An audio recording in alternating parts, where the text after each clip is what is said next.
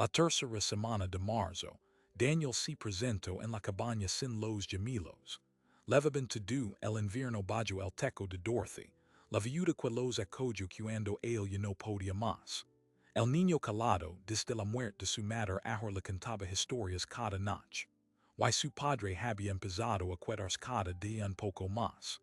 Esa tarde, en el umbral, ninguno de los dos fingió que era solo una visita de cortesía. Daniel había perdido a su esposa en agosto. Cuando el invierno de 1878 se cerró sobre Montana, era un viudo con dos hijos de 5 años y un rancho que se desmoronaba. Dorothy entendía ese silencio. Ella llevaba 2 años sin su marido y sabía reconocer a un hombre que se estaba partiendo en pedazos. Por eso, ofreció cuidar a los gemelos solo hasta que la nieve se retirara. Pero lo que ocurrió dentro de aquella cabaña nadie lo había previsto. Para entenderlo, hay que retroceder hasta agosto, el mes en que la vida de Daniel se partió en dos. Su esposa, Anne, había estado enferma desde la primavera. Nadie supo nombrar con certeza lo que la consumía. El médico del condado habló de fiebres recurrentes, de complicaciones pulmonares, y luego dejó de dar explicaciones. Cuando el calor del verano apretó con más fuerza, ella ya no podía levantarse de la cama. Daniel la vio todas las noches mientras los gemelos dormían en la habitación contigua, ajenos a lo que se les venía encima. El 24 de agosto, al amanecer, Anne soltó la mano de su marido y se fue. Los niños tenían 5 años. Thomas y Samuel, idénticos por fuera, completamente distintos por dentro. Thomas era el mayor por 2 minutos. Hablaba por los dos, preguntaba por su madre cada noche, lograba hasta quedarse dormido y se despertaba buscándola. Samuel, en cambio, simplemente dejó de hablar. No fue una decisión consciente. Fue como si la muerte de su madre hubiera apagado algo en su interior, un interruptor que nadie sabía cómo volver a encender. Desde el día del entierro, no pronunció una sola palabra. Daniel intentó sostenerlo todo. El rancho, los niños, el duelo propio que no le daba tregua. Se levantaba antes del alba para alimentar al ganado, volvía a casa para darles el desayuno a los gemelos, trabajaba hasta el anochecer y luego se desplomaba en una silla frente a la cama vacía. Las semanas pasaron. Las hojas cayeron. Y cuando November trajo las primeras heladas serias, Daniel comprendió que no podía continuar así. La casa estaba en silencio, la ropa sucia se acumulaba y los niños comían pan duro porque él no encontraba tiempo ni energía para cocinar. Las odres de Thomas se hundían más cada día. Samuel seguía mudo, con la mirada fija en la ventana como si esperara algo en que nunca iba a llegar. Dorothy vivía 3 millas al norte, en una cabaña de troncos construida por su difunto marido. Llevaba 2 años sola. Había enterrado a John después de un accidente con un caballo, y desde entonces ocupaba sus días tejiendo, horneando y manteniendo un pequeño huerto que le daba para sobrevivir. No esperaba nada de nadie. Había aprendido a vivir con el silencio, que es muy distinto a disfrutarlo.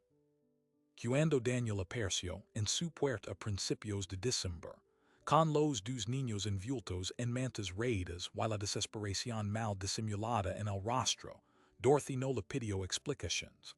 Lo hizo pasar, sirvió leche caliente con miel y escuchó. Daniel habló durante 20 minutos, con frases entrecortadas, sin pedir nada directamente pero dejando claro que ya no podía más. Dorothy miró a los niños. Miró a Samuel, que no levantaba la vista del suelo. Miró a Thomas, que se aferraba la pierna de su padre como si temiera que él también fuera a desaparecer. Y entonces dijo lo único que se le ocurrió. Deja que se queden aquí, solo hasta que pase el invierno. No puso conditions. No habló de pago ni de obligaciones. Simplemente abrió su casa. Daniel asintió, con la garganta tan apretada que no podía articular palabra. Al día siguiente llevó a los gemelos con 2 mudas de ropa, un par de libros infantiles y un caballo de madera que han habitado para ellos el año anterior. Los niños entraron en la cabaña como quien entra en terreno desconocido, sin hacer ruido, sin preguntar. La primera semana fue extraña. Dorothy no tenía experiencia con niños.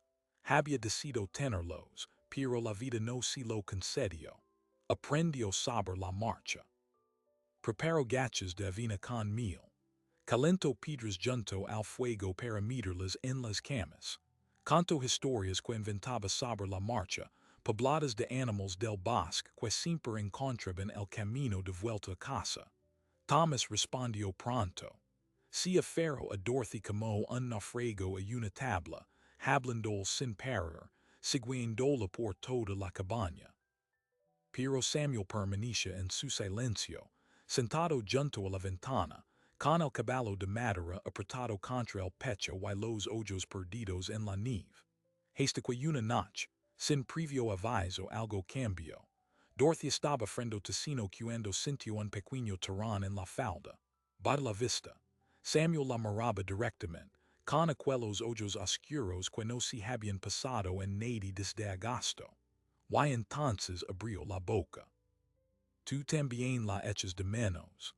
La voz era apenas un susurro, frágil como una ramita helada a punto de quebrarse. Dorothy no podía creerlo. Había pasado semanas sin una sola palabra.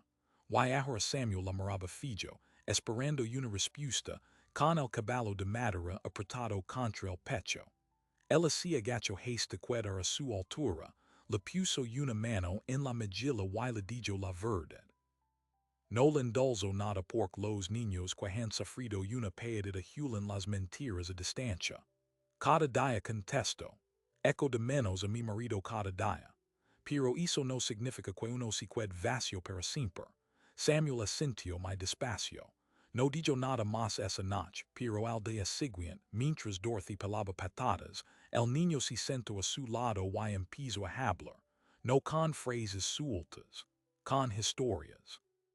Lados que su madre le cantaba antes de dormir, cuentos sobre un zorro platido que protegió a los animales pequeños del bosque, fábulas que había ido tejiendo para sus hijos durante los largos inviernos de Montana. Samuel las recordaba palabra por palabra, con una precisión que rozaba la piel. Las repetía como si las tuviera grabadas a fuego. Cuando Daniel ligó 3 días después con provisions, se quedó paralizado en el umbral. Su hijo mudo estaba junto al fuego, contando a Dorothy la historia completa del zorro y la liebre, gesticulando con las manos, con los ojos brillantes. Thomas lo interrumpía de vez en cuando para corregir algún detalle, y Samuel le respondía sin enfadarse, sin replegarse en su caparazón. Daniel no dijo nada. No podía. Se quedó junto a la puerta, con la nieve derritiéndose en sus botas, sintiendo que algo se le rompía y se le recomponía al mismo tiempo. Dorothy lo veía. Le ofreció una taza de café caliente sin preguntar. Durante el resto de la tarde, él apenas habló, pero se quedó 2 horas más de lo necesario. Ese fue el principio. Las visitas de Daniel empezaron a alargarse como las sombras del atardecer. Al principio, legaba para dejar provisions cada 4 o 5 días. Luego cada 3. Luego cada 2. Buscaba excusas, un saco de harina, una manta extra, una herramienta que Dorothy quizá necesitaba. Pero ambos sabían lo que estaba ocurriendo, aunque ninguno se atrevía a nombrarlo. Los gemelos forzaron bajo el cuidado de Dorothy de una manera que iba más allá de lo físico. Recuperaron el peso perdido, sí. Pero también recuperaron la risa. Thomas aprendió a trenzar curo con Dorothy y le regaló a su padre una pulsera tosca que Daniel no se quitó en semanas. Samuel empezó a escribir las historias de su madre en hojas sueltas que Dorothy guardaba como tesoros. Y cada noche, antes de acostarse, le preguntaba a Dorothy si al día siguiente vendría papá. Ella siempre decía lo mismo. Si puede, vendrá. Y siempre podía. Pero la frontera de Montana, en 1878, era un lugar donde las viudas no recibían hombres solos, en sus cabañas sin que la comunidad tomara nota. A mediados de enero, la señora Hargrove, esposa del pastor metodista, se presentó en la cabaña con una cesta de pan de centeno, y una morada que pesaba más que todas las provisions juntas. Dorothy, querida, dijo, mientras se acomodaba en la silla junto al fuego, en el pueblo se está hablando. Why no me malinterprets, todos sabemos la bondad que has mostrado con esos niños. Pero la gente empieza a preguntar si es apropiado que el señor McAllister pase tanto tiempo aquí, a solas, con una mujer sin esposo. Dorothy sirvió el té sin alterarse. Había esperado esta conversación desde hace semanas. Sabía que la guerra, y sabía también que las palabras de la señora Hargrove eran solo la espuma de algo más profundo. La incomodidad de un pueblo que no soportaba ver dos personas rotas reconstrayéndose juntas.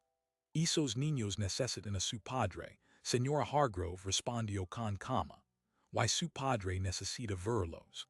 Si alguien tiene una queja formal que presentar, que la presente. La señora Hargrove apretó los labios. No había venido a presentar una queja formal. Había venido a vigilar, a advertir, a levar noticias de vuelta al pueblo. Y Dorothy lo sabía. Pero la verdadera amenaza no era la señora Hargrove. La verdadera amenaza llegó una semana después, en forma de carta. La enviaba un tal Edmund Bryce, primo de Anne, desde el condado de Gallatin. Decía haber oído rumors sobre el estado de los niños y exigía, con lenguaje bogadil, que se le informara sobre su bienestar. Insinuaba que un viudo incapaz de mantener su rancho quizá tampoco era capaz de criar a sus hijos. Y ofrecía llevárselos a vivir con él y su esposa una propiedad más próspera, con escuela y compañía de otros niños. Daniel leyó la carta 3 veces en la mesa de la cocina de Dorothy. Afuera nevaba de nuevo. Los gemelos jugaban en el suelo con los caballos de madera. Cuando terminó de leer, dobló el papel con mucho cuidado y lo guardó en el bolsillo de su abrigo. No pienso entregarlos, dijo. Nadie te lo está pidiendo, respondió Dorothy. Edmund Bryce tiene dinero, tiene abogados. Si se limita en la cabeza que esto es una custodia y que va a encontrar si viene a investigar, preguntó ella. Unos niños desnutridos. Una casa sucia. Negligencia. No va a encontrar nada de eso, Daniel, porque no existe. Él la miró. Y en esa mirada había algo más que gratitud. Era ese tipo de mirada que los hombres de la frontera solo permiten cuando ya no tienen fuerzas para contenerla. Existe por ti, dijo. Si no fuera por ti, yo, pero este aquí lo interrumpió ella. No lo dijo como un sacrificio. Lo dijo como un hecho, igual que hablaba del clima o del ganado. Y en esa naturalidad, Daniel encontró el courage para lo que ocurrió después. Esa noche, cuando los niños ya dormían, Daniel no se fue. Se quedó junto al fuego, en la silla que ya era suya aunque nadie la hubiera designado así. Dorothy teía en la mecedora. El silencio entre ellos era denso, cómodo y peligroso a la vez. Levaban semanas sin lamar ese silencio por su nombre. Pero esa noche, Daniel ya no pudo más. Dorothy dijo y se detuvo. Ella levantó la vista del tejido. Levo meses queriendo decir algo, continuó. Pero no encuentro las palabras. Las palabras no me han servido para nada desde agosto.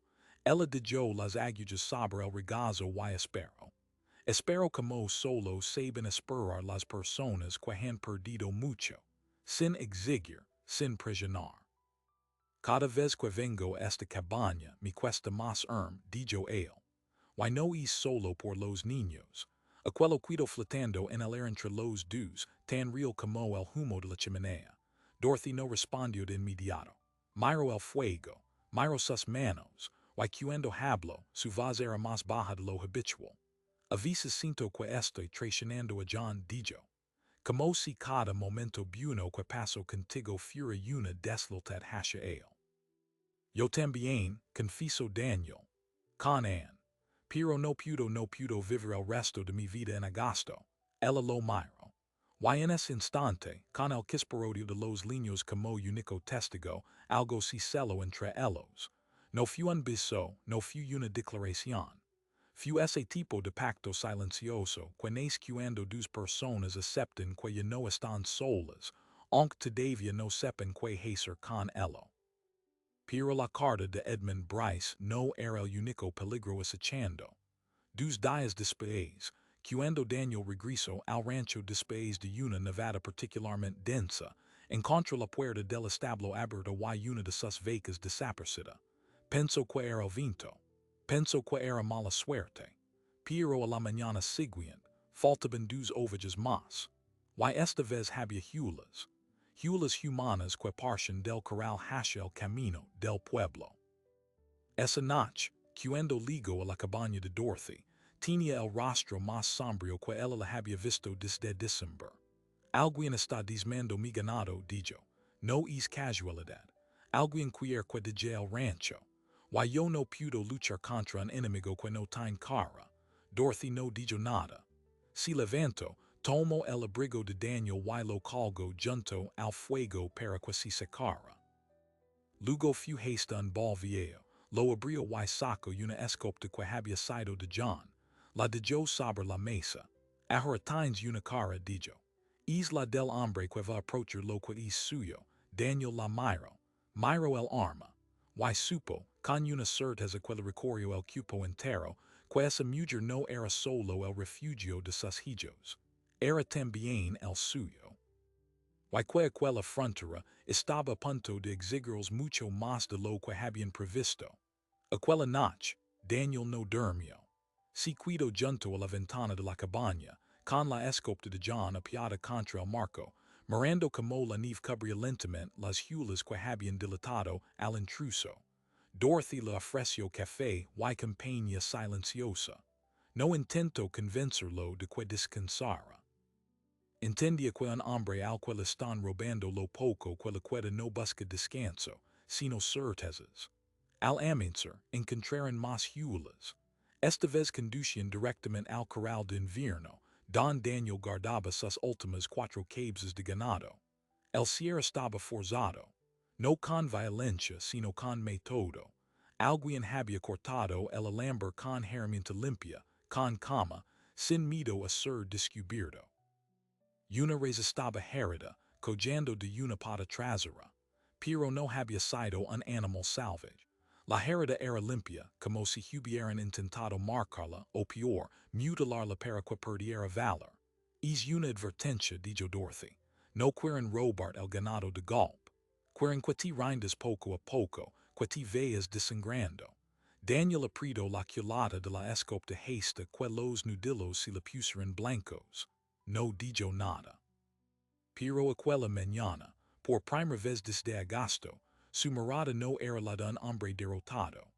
Era la de un hombre al que le habían dado un enemigo concreto. Esa misma tarde cabalgó hasta el pueblo con el sombrero calado y la mandíbula firme. El sheriff, un hombre viejo llamado Corrigan que bebía más de lo que trabajaba, lo recibió con desgana. Escuchó su denuncia apiado contra el marco de la oficina, sin tomar notas. Ganado desparcido, hulas, la res herida, repitió con indiferencia.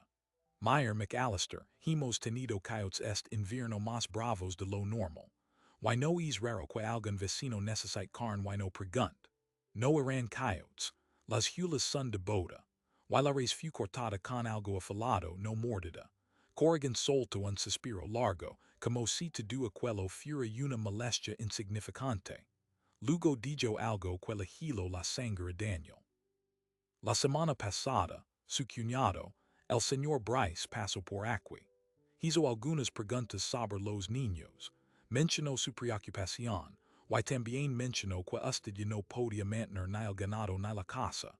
Dijo que tal vez era hora de que los pequeños estuvieran en un hogar más estable. El sheriff lo miró por encima de unas gafas sucias. Yo no me metería en peleas familiares, McAllister. Pero si su difunta esposa tiene parientes dispuestos a ayudar, quizá debería escucharlos. Daniel sintió que el suelo se movía bajo sus pies. Edmund Bryce no solo estaba enviando cartas. Yo estaba en el condado. Había ido al pueblo, había hablado con el sheriff, había sembrado la idea de que Daniel era incompetente. Y el robo del ganado encajaba demasiado bien en ese plan como para ser casualidad. Regresó a la cabaña de Dorothy al anochecer. Ella lo esperaba con la cena puesta y los niños dormidos.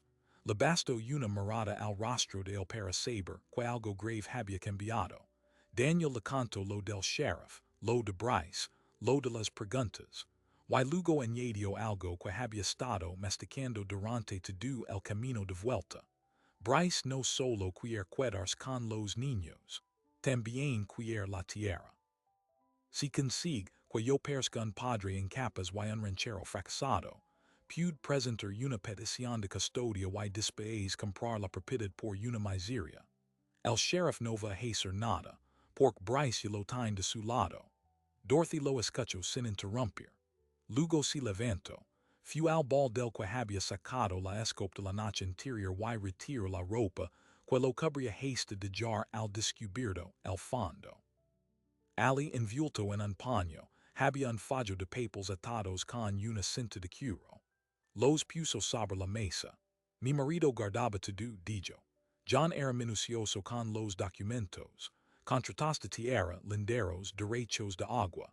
También tenía un amigo en la oficina de registro de Helena, un tal señor Ashford. Si necesitas demostrar que tu rancho es viable y que no hay cosa para cuidar a los niños, aquí está la prueba. Y esta persona en Helena puede ayudarte a validarlo. Daniel tomó los papeles con manos que temblaban ligeramente. Eran recibos, títulos, anotaciones de compra de ganado de los años anteriores. Prueba de que el rancho McAllister, querido, seguía siendo una operación legítima.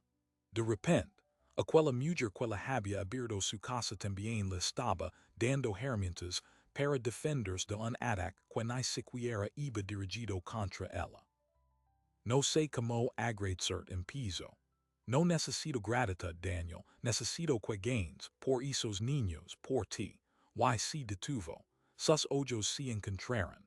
Aquella palabra no dicha flotaba entre ellos, cargada como un disparo sin efectuar. Esa noche, mientras la nieve caía fuera y los gemelos dormían abrazados bajo las mantas, Daniel tomó una decisión. Iría a Helena, encontraría a Ashford. Levería cada documento, cada prueba, y regresaría con una base legal tan sólida que Bryce no tendría ningún resquicio por donde atacar. Pero la frontera no concede treguas. A la mañana siguiente, cuando se preparaba para partir, Thomas entró corriendo en la cocina con el rostro desencajado. Papá, Samuel no está. Lo buscaron por toda la cabaña.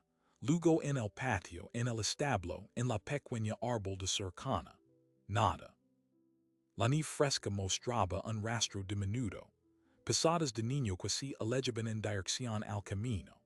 Y junto a ellas, otras hulas, más grandes de boat adulta, que las acompañaban. Dorothy sintió que el corazón se le vacía. Alguien había entrado. Alguien había cogido al niño mudo que apenas empezaba a hablar otra vez. Y se lo había levado en mitad de la noche mientras ellos dormían agitados tras la tensión de los últimos días. Daniel no gritó, no maldijo. Sencillamente tomó la escopeta, comprobó que estuviera cargada y se volvió hacia Dorothy con una expresión tan fría como el hilo del arroyo. Voy a traerlo de vuelta, dijo. Y si Bryce la ha puesto un dedo encima no termina la frase. No hizo falta. Dorothy asintió y tomó a Thomas de la mano. Yo cuidaré de esto. Tú tráelo a casa. Daniel siguió las hulas durante 3 millas, bajo un viento que cortaba la piel y una nieve que amenazaba con borrarlo todo. Las pisadas del niño eran irregulares, como si lo hubieran arrastrado. Las del adulto, firmes y profundas, con un leve arrastre en el pie derecho que indicaba una codra antigua. Eso lo tranquilizó y lo aterró a la vez. Significaba que el secuestrador no era un profesional. Pero también significaba que era alguien desesperado, y la desesperación vuelve peligroso a cualquier hombre. Las hulas terminaban en una cabaña vieja, una construcción abandonada que los tramperos usaban ocasionalmente. Daniel C. acercó pegado a los árboles, con la escopeta baja y el dedo en el gatillo. Desde la ventana rota distinguió una figura encorvada junto a un fuego escaso y, acurrucado en un rincón, un bulto pequeño que no se movía. Entró sin lamar. El hombre del rincón se giró sobresaltado. Era un rostro conocido. Alguien a quien Daniel había visto en el pueblo, un peón ocasional, un hombre sin tierra que hacía trabajos sueltos para quien pagara. Levaba la misma cosa que habían dilatado las huelas. No le estoy haciendo daño al chico, balbuceo. Solo mi dijeron que lo trajera aquí. Que si lo escondía un par de días, me pagarían lo suficiente para al sur. Quien te lo dijo? La voz de Daniel era plana, mortalmente tranquila. El hombre trajo saliva mientras miraba el cañón de la escopeta. No conozco su nombre. Un tipo con abrigo caro. Dijo que usted perdería la custodia si el niño desaparecía y no podía encontrarlo. Que si todos ganaban. Daniel no necesitó más. Ese tipo con abrigo caro era Bryce, o alguien enviado por él. Samuel estaba also, aunque temblando y en silencio de nuevo, con aquella mirada perdida que había tenido durante meses tras la muerte de su madre. Daniel lo envolvió en su propio abrigo y lo cargó en brazos. Antes de salir, miró al hombre acobardado junto al fuego. Te largas ahora mismo. Y si te vio otra vez en este condado, juro que termino lo que he venido a empezar. No hubo respuesta. Solo el sonido de la nieve y la respiración entrecortada del niño contra su pecho. De vuelta en la cabaña, Dorothy los recibió con los ojos llenos de lágrimas contenidas y los brazos abiertos para los dos. Thomas se abrazó a su hermano como si hiciera años que no lo vea. Samuel, poco a poco, volvió a hablar. Esa noche, mientras Dorothy preparaba sopa caliente y Daniel vigilaba desde la ventana con la escopeta cargada, el niño preguntó con su voz frágil: ¿Es hombre malo volver? Daniel se giró. Miró a sus dos hijos, a Dorothy, a aquella cabaña que se había convertido en el centro de todo lo que le quedaba en el mundo. No dijo: ese hombre malo no va a volver, porque voy a asegurarme de que no pude hacer daño nunca más. Pero lo que Daniel no sabía era que Edmund Bryce no iba a rendirse tan fácilmente. Al día siguiente, cuando ligó a Helena y encontró al señor Ashford en la oficina de registro, el anciano le recibió con una expresión sombría y un documento selado sobre la mesa. Señor McAllister, dijo Ashford, me alegra que haya venido. Porque la petición formal de custodia sobre sus hijos fue presentada ayer.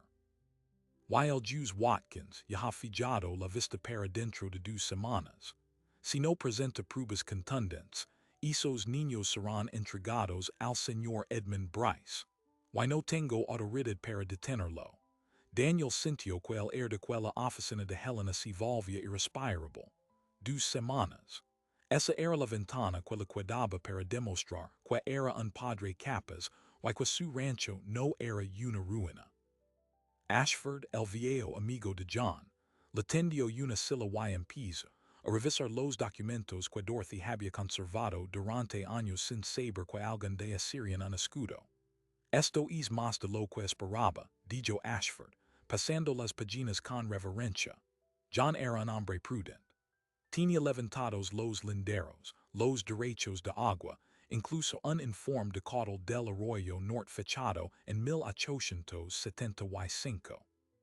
Si esto se presenta correctamente, demuestra que su rancho tiene recursos suficientes para mantenerse. Y lo que es más importante, que esos recursos estaban ahí antes del fallecimiento de su esposa. Daniel no había pensado en ello. Pero Ashford le explicó que el juez Watkins era un hombre de leyes, no de sentimientos. No le importarían las lágrimas ni las súplicas, solo los papels. Y esos papels probaban que el rancho McAllister, incluso herido, podía alimentar a 2 niños y a los adultos que los cuidaran. Pero hay algo más, añadió Ashford, bajando la voz. Esa linea de agua que describe John Acqui no aparece en el registro oficial del condado. El la documento en privado, tal vez porque no quería entrar especuladores. Si yo presento esto ahora, si convierte en prueba legal de que usted posee un caudal que puede sostener ganado en cualquier estación. Eso cambia el valor de su tierra por completo. Why fue entonces cuando Daniel comprendió. Edmund Bryce no solo quería los niños, quería la tierra por el agua que había debajo. Why estaba dispuesto a arrebatar ambas cosas antes de que él mismo descubriera lo que tenía. Regresó al rancho 2 días antes de la vista. Dorothy lo esperaba con Thomas y Samuel, que habían vuelto a ver, aunque el pequeño aún se despertaba por las noches preguntando por el hombre malo. La cabaña estaba más ordenada que nunca, y sobre la mesa había un plato de estofado caliente, y una carta del pastor metodista, el esposo de la intrometida señora Hargrove. La carta decía que la congregación había estado, rezando por ellos y que varios vecinos estaban dispuestos a testificar a favor de Daniel si los llamaban. Bastó el secuestro del niño mudo para que el pueblo entero cambiara de bando. La mañana de la audiencia, el juez Watkins ocupó su asiento en la pequeña sala del juzgado del condado. Era un hombre seco, con gafas de media luna y una boca fina que no sonría nunca. Edmund Bryce Ligo acompañado de un abogado de la capital, un tipo con la vida oscura que hablaba con frases largas y gestos teatrales. Presentaron testigos. El sheriff Corrigan, que declaró que el rancho estaba en decadencia, que el ganado desaparecía, que los niños habían sido vistos con ropas viejas. La señora Hargrove, llamada a declarar por la parte acusadora, sorprendió a todos cuando dijo que Dorothy era una mujer decente y que aquellos niños nunca habían estado mejor cuidados. El abogado de Bryce disimuló la contrariedad con una tos. Luego ligó el turno de Daniel. Ashford lo representó sin cobrar un centavo. Presentó los documentos de John, el informe de caudal, los recibos de compra de ganado, el testimonio escrito del médico que había tratado a los gemelos durante el invierno, certificando que gozaban de buena salud. Llamaron a Dorothy al estrado. Ella habló con la misma cama con que hasha to do. Explicó cómo había legado Samuel, que no pronunciaba palabra, y cómo una noche preguntó por su madre y desde entonces no había dejado de hablar. El juez la escuchó sin pestañear. Pero el momento que rompió la sala fue otro. Ashford pidió permiso para presentar una prueba adicional que no figuraba en la lista previa. Un testigo sorpresa. Las puertas se abrieron y entró un hombre con una colla visible, esposado y custodiado por un agente federal que Ashford había convencido de acompañarlo desde Helena. Era el secuestrador de Samuel. El hombre, con la voz temblorosa, confesó delante del juez que Edmund Bryce lo había contratado para llevarse al niño y esconderlo durante varios días. Que el plan era demostrar que Daniel no podía aprovechar sus hijos. Que Bryce le había pagado en efectivo y le había prometido más cuando ganara la custodia. El abogado de Bryce intentó impugnar, pero el juez Watkins lo silenció con un golpe de mazo. Este tribunal no va a tolerar que se utilice a un menor como pieza de extorsión, dijo el juez, con una frialdad que hiló la sala. La petición de custodia queda denegada. Y este tribunal ordena que se investigue al señor Bryce por secuestro y conspiración. Algo eso proceda. Corrigan, que aún estaba sentado en la primera fila, no se movió. Fue el agente federal quien se adelantó y le puso las esposas a Edmund Bryce delante de todo el pueblo. La señora Hargrove se echó a llorar. Thomas, que esperaba fuera con la esposa del pastor, entró corriendo al war el barrelo y se abrazó a las piernas de su padre. Aquella noche, de vuelta en la cabaña, la nieve empezó a derretir suavemente. El arroyo cercano sonaba más fuerte que en todo el invierno, como si la tierra misma celebrara. Dorothy preparo chocolate caliente y cento frente a Daniel. Los niños dormían en la misma cama, enredados entre mantas, con el caballo de madera apiado en la almohada. Nunca te pregunté por qué te quedas, dijo Daniel. Ella lo miró. Porque me pediste que cuidara tus hijos, respondió.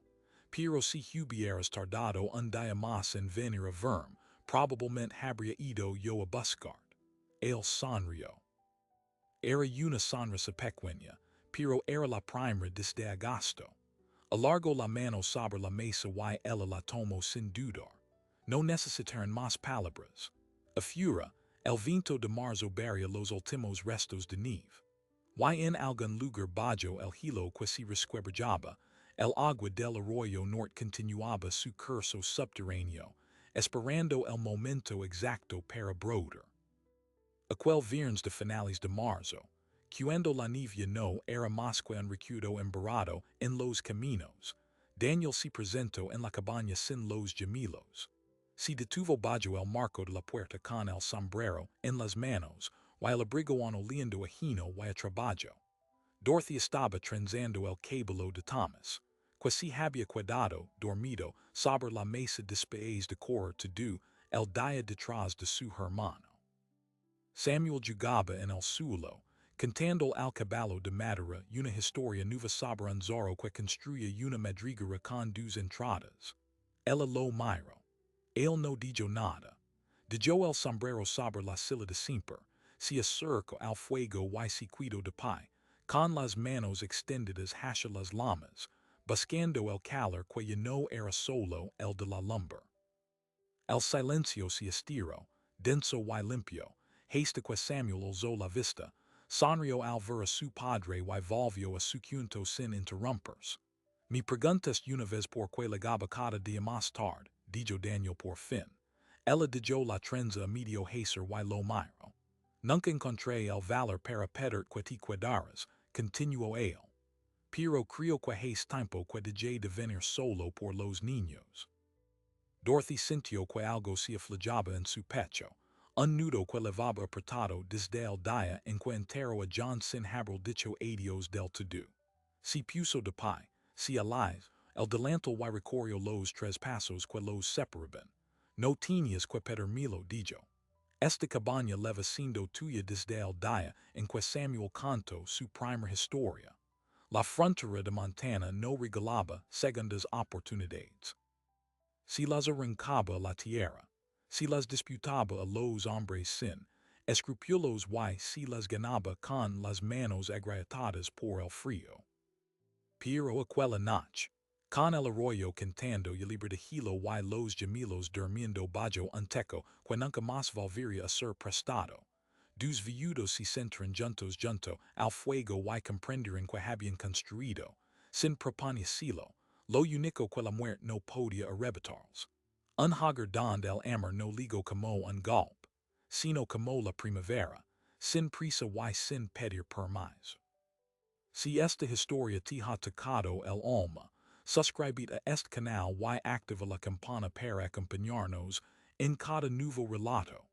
Dejo en los comentarios la ciudad desde donde nos escuchas. Quiero ver hasta donde ligan estas historias.